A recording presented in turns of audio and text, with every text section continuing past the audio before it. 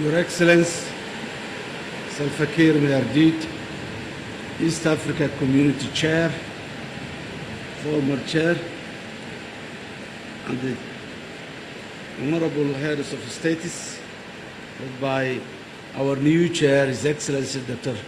William Ruto. mudanayaal iyo marwooyin madaxweynaha jamhuuriyadda South Sudan ahna gudoomiyaha shirmadaxeedka bulshada bariga Afrika mudane Salva Kiir Mayardit madaxda dawladaha iyo xukuumadaha sharafta leh xogayaha guud ee bulshada bariga Afrika martida kale iyo dhammaan ka soo qaybgalayaasha waxaa sharaf weyn ii ah inaan maanta ka soo muuqdo shirkan 24aad ee madaxda dawladaha xubnaha ka ah bulshada bariga Afrika waxaan halkan uga mahad celinayaa jamhuuriyadda Tansaaniya martigelintooda diiran iyo soo dhaweynta heerkeedu sareeyo ee ay noo fidiyeen sidoo kale waxaan u mahad celinayaa xogayaha joogtada ah ee dalada bulshada bariga Afrika dadaalka weyn ay ku bixiyeen diyaarinta iyo agaasinka shirkan muhiimka ah sidoo kale waxaan u soo gudbinayaa mahadnaq gaar ah madaxweynaha jamhuuriyadda Suudaanta Koonfureed mudane Salva Kiir Mayardit hogaamintiisii wanaagsaneed ee uu muujiyay intii uu ahaa gudoomiyaha ururka bulshada bariga Afrika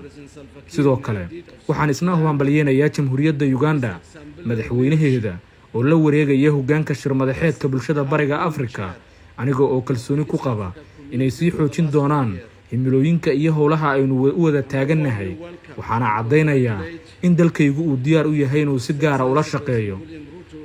shirka sanadlaha ah wuxuu ku soo aadayaa xilli gaar ah oo aynu u dabaaldegayno 25 sano guurada aasaaska bulshada bariga Afrika muddo rubac qarni ah ururkan waxa uu cadeeyay in midowga gobolka uu horseedi karo horumar wada jir ah koboc iyo nabad waarta safarka taariikhiga ah ee bulshada bariga Afrika ee 25 sano ee la soo dhaafay waxa uu u taagan yahay tusaale cad oo muujinaya aragtideena wada jirka ah iyo dadaalka aynu ku doonayno inaynu ku gaarno horumar waara laga soo bilaabo 3 wadan ee ahaa xubnihii ugu horeeyay ee bulshada bariga Afrika hadda waxa uu noqday midow adag oo ka kooban 8 wadan oo himilooyin iyo hadaf guud ku midaysan kobocani waxa uu cadeynayaa sida aynu ugu helanahay inaynu kor u qaadno isku xirka dhaqaale nabadda iyo horumar waara oo ka hana qaada gobolka loona siman yahay iyadoo aan u dabaaldegayno guushan taariikhiga ah waxaan si gaar ah u bogaadinayaa guulaha ay ka mid ka yihiin hirgelinta hanaano muhiim ah sida heshiiska suuqa wada jirka ah midowga kastamka iyo midowga lacageed dadaaladan ayaa lagu xoojinayaa qorshayaal socda oo lagu doonayo in lagu xoojiyo ganacsiga lagu yareeyo caqabadaha canshuuraha iyo in la mideeyo siyaasadaha dhaqaale ee wadamada xubnaha ka ah iyada oo laga faa'iideysanayo fursadaha istiraatiijiyadeed ee hor yaalla qaaradda Afrika Soomaaliya oo si rasmi ah ururkan xubin uga noqotay muddo dhow waxaa ka go'an inay si firfircoon uga qayb qaadato tiirarka isku xirka gobolka iyada oo si wada jir loo wajahayo caqabadaha hor yaalla nabadda iyo horumarka gobolka Soomaaliya tan iyo markii ay go'aansatay ku biirista bulshada bariga Afrika waxa ay qaaday tallaabooyin muhiim ah si ay u noqoto xubin rasmi ah oo ka mid ah ururka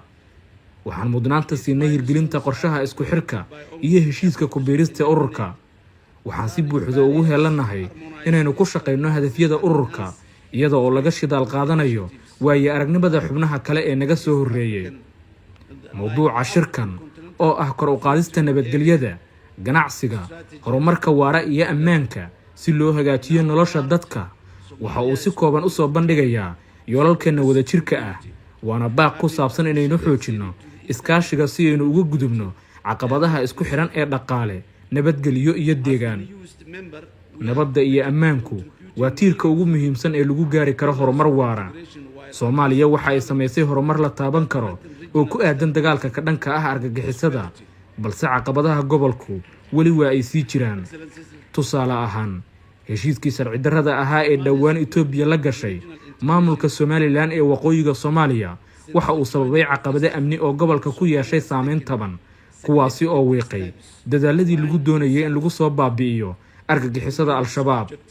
Soomaaliya waxa ay si buuxda u taageersan tahay abuurista hanaan dhammaystiran oo bulshada bariga Afrika u gaar ah laguna xoojinayo nabadda iyo amniga gobolka hanaanada laga bartay geedi socodkii Nairobi ee ururka bulshada bariga Afrika iyo ciidamada gobolka ee bariga Jamhuuriyadda Dimuqraadiga ah ee Congo ayaa ah kuwo muhiim ah oo tusaale u noqon kara sidii loo heli lahaa xal waara oo ku salaysan wada shaqayn iyo is-ixtiraamka madax bannaanida wadamada xubnaha ka ah ururka. horumarinta isdhexgalka dhaqaale, dowladda Soomaaliya waxa ay si buuxda uga go'an inay kaalin muuqata ka qaadato hirgelinta ajendaha isdhexgalka dhaqaale ee bulshada bariga Afrika. heshiiska suuqa wadajirka ah oo fududeynaya isku socodka badeecadaha, adeegyada iyo shaqaalaha waa tiir muhiim ah oo la jaan qaadaya aragtida Soomaaliya ee ku aadan gobolka. waxaan bogaadinayaa guusha taariikhiga ah ee dalladda bulshada bariga Afrika ee ku saabsan xalinta 6 caqabad ganacsi oo aan cashuur ku xirnayn sanadkan. waxaan dhiirigelinaynaa dadaalada joogtada ah ee lagu xalinayo caqabadaha kale ee carqaladeeya ganacsiga gudaha gobolka. Soomaaliya waxay habeynaysaa siyaasadeeda ganacsiga si ay ula jaanqaado istiraatiijiyadda suuqa xorta ah ee qaramada Afrika, innagoo si buuxda uga faa'iideysanayna isku xirka suuqyada isla markaana dhiirigelinayna iskaashi goboleed. iyada oo la xoojinayo isku dheelitirnaanta maaliyadeed ee hoos imaanaysa midowga lacagta ee bariga Afrika, Soomaaliya waxa ay ku howlan tahay buuxinta shuruudaha isku dhafka dhaqaale. waxaan sidoo kale taageersanahay abuurista nidaamyo lacag bixin oo isku dhafan iyo mashaariic kale oo lagu xoojinayo adkeysiga dhaqaale iyo kobaca gobolka. Soomaaliya waxa ay safka hore kaga jirtaa dagaalka ka dhanka ah argagixisada iyo xagjirnimada rabshadaha wadata. dadaalada qaran iyo iskaashiga aan la leenahay saaxiibada caalamiga ah waxay inaga caawisay inaynu si buuxda u wiiqno awoodda kooxda xagjirka ah ee Al-Shabaab. Soomaaliya waxay si buuxda u taageertaa istiraatiijiyadda ka hortagga argagixisada ee bulshada bariga Afrika iyo abuurista xarun goboleedka ka hortagga argagixisada si loo xoojiyo isku duwidda iyo waxtarka dadaalada nabadda. intaa waxaa dheer, waxaanu ku boorinaynaa shirkan inuu dardargeliyo dhammaystirka heshiiska difaaca wadajirka ah oo muhiim u ah howlaha nabad ilaalinta ee mustaqbalka. innaga oo iskaashanayna waxaan xaqiijin karnaa in nabad iyo amni aynu sii xoojinno, taasi oo taageeri doonta himilooyinka isdhexgalka gobolka. 25 guurada bulshada bariga Afrika waxaan uga faa'iideysan karnaa inaynu xusuusanno guulaha laga gaaray laguna dhiirigeliyo sii wadida dadaalada mideynta gobolka. tallaabadani waxa ay na xusuusinaysaa awoodda isdhexgalka gobolka uu u leeyahay in la bedelo nolosha bulshada. iyada oo aan u jeedno mustaqbalka, waa inaynu qaadnaa hadafyo waaweyn oo ku saabsan horumarinta kaabayaasha dhaqaalaha, awoodsiinta dhalinyarada iyo iska caabinta isbeddelka cimilada si loo xaqiijiyo in ururka bulshada bariga Afrika uu noqdo tusaalaha gobolka ee guul lagu dayan karo.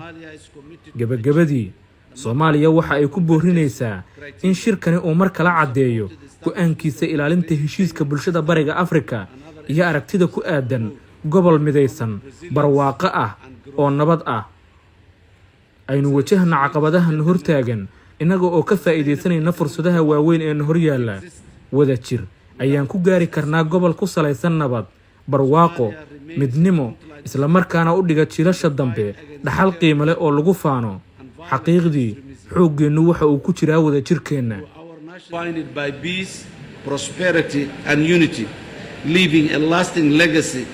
for future generations. Indeed, we are stronger together. I thank you.